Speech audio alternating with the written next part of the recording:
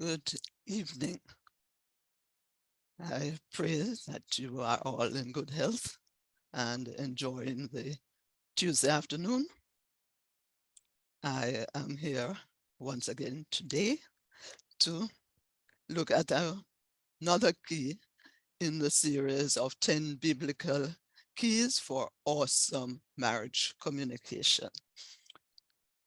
Um, Let me share my screen.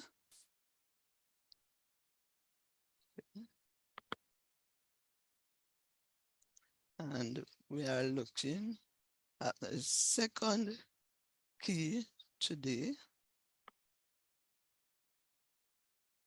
which is see your husband the way God sees him.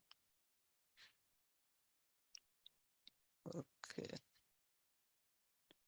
Oh, yes, and let me introduce myself for those of you who do not know me as yet. I am Veronica Sutherland, known as the Kingdom Divorce Proof Coach. I help Christian wives divorce proof their marriages so that they can enjoy an intimate, passionate connection with their spouses. That's who I am. I want you to be so happy in your marriage that you will not want to go anywhere else. You will be satisfied with each other. Okay, so let's get right down to it. So see your husband the way God sees him. And how does God see us as human beings? And that includes me, that includes your husband, that includes you. How does God see us as human beings? First of all, he sees us as a being made in his image. We are all made in his image, wonderfully made with all the attributes of God. We are not gods, but we have the attributes of God. We are intelligent being, we are creative, we love companionship, we have an intellect, we have emotions. We are made in the image of God, and that is how God sees all of us. He sees someone he loves dearly. He created us, and when he created us, he said it was well done. And so we are beings that he loved dearly, loved us so much that he died on a cross for us. And it wasn't just dying on the cross, it was all the insults that happened before. And as a Jamaican, when somebody spits on you, it's the worst insult anybody can give you. And they spat on Jesus. They spat on him, and he still walked to the cross and died for us. That is how much he loves us. He looks beyond our hurtful actions and loves us despite those hurtful actions.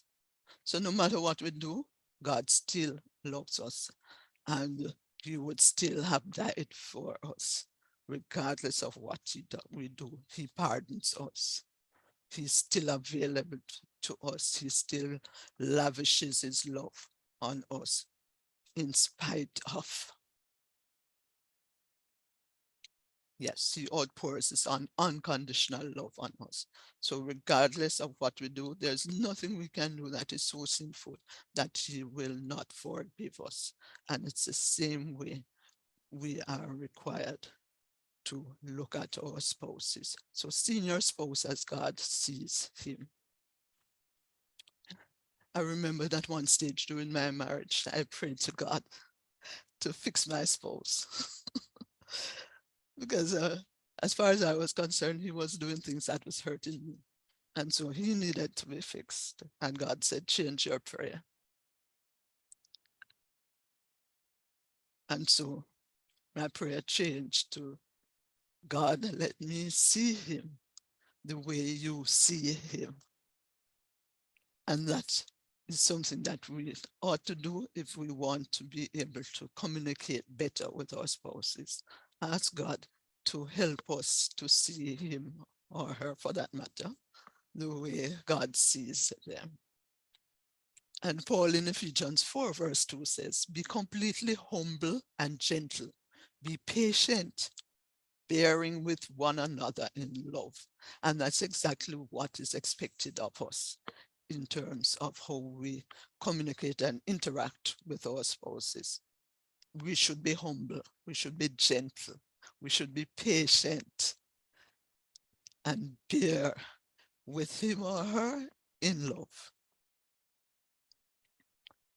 Humble, gentle, patient, especially that patient in there. You know, people do things and we don't like it and we get upset. But we should remember that we also do things that they don't like.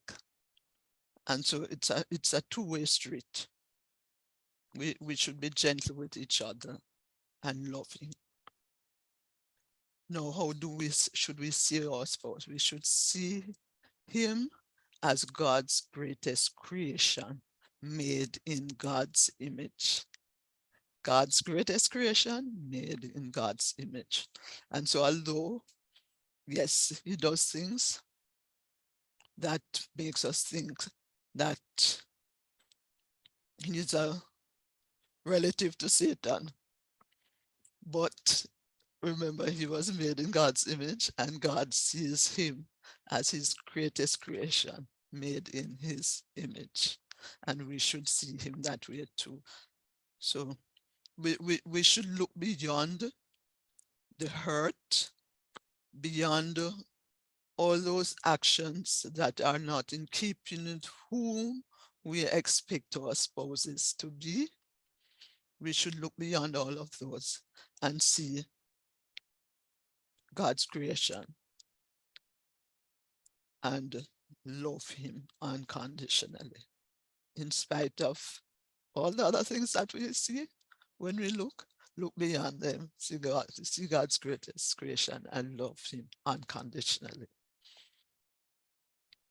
So we should look for the positive in him. And even if you can't see the positive right now, because of all the things that's happening, there is still some positive there. There is still something that you fell in love with. There is still something that attracted you to him. And so look for those positives. There are still positives that you discovered after you married him. Focus on those positives. Because sometimes if you really take the time to write down the positives and the negatives, you will find that there are more positives than there are negatives. And so look for the positives and thank God that you get to bless him at this point in time. So even if there's a negative, try to turn the negative around into a blessing and bless him. So he leaves his clothes all over the place. Thank God that he is still alive and you get to bless him by picking up after him. There's a blessing there. He's still alive. If he was dead, you wouldn't be able to be picking up behind him. So you look for that positive and turn that negative into something positive and bless him. And one thing that will help you to see him in a state of love is to think back of what attracted you to him. Think back of when you were courting and you were in love and the things that you did together and how you felt then, and communicate with him in that state of love, not in a state of anger and hurt. Stay in that state of love and communicate in the state of love, and you will find that it is easier for you to communicate with him, and he will in turn respond differently to you. Now, As I said yesterday or earlier when I began, there are 10 biblical keys that I have put together for awesome marriage communication. They're all in an ebook, a PDF ebook. If you want a copy where you can look at all 10 at the same time, or you might forget something I said and you want to have all 10 in one place to refer to, you can sign up for my challenge that is coming up May 22 to 26. Reignite passionate communication in your marriage. It's a free 5-day challenge for Christian women. So if you want a copy of that PDF, just sign up for the challenge and you will get a copy as a bonus gift. So to sign up for the challenge, I will put the link in the chat. Sign up for the challenge, reignite passionate communication in your marriage, and you will get a free copy of 10 biblical keys for awesome marriage communication. So that's it for today. I'm Veronica Sutherland, the Kingdom Divorce Proof coach. Join me again tomorrow, 3:30 in my Facebook, on my Facebook profile. Thank you for listening and be sure to leave your comments. And remember, see your spouse the way God sees him. And he has more positives than negatives. Made in God's image, God's greatest creation. Loved dearly by God so much that God went to the cross for him.